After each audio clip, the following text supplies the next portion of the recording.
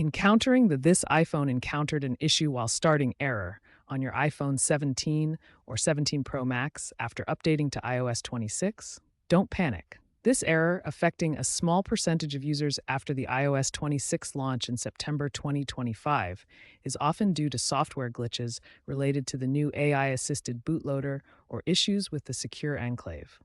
First, perform a force restart by holding the side button and a volume button simultaneously for 10 seconds until the Apple logo appears. This often resolves the issue. If that doesn't work, proceed to recovery mode. Make sure the iPhone is backed up via iCloud.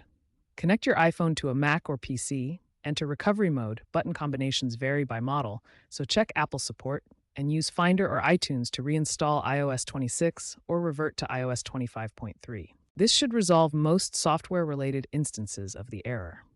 If issues remain, you may have a hardware fault.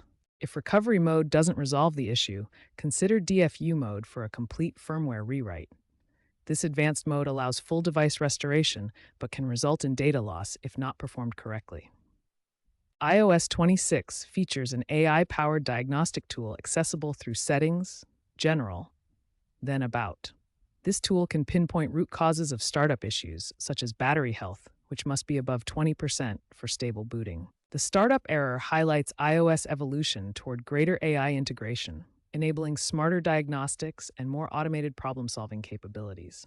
Future iOS updates, such as the expected iOS 27, aim to provide automated fixes and remote diagnostics using satellite connectivity, reducing the need for manual troubleshooting. To prevent similar issues, always back up your device to iCloud before installing iOS updates.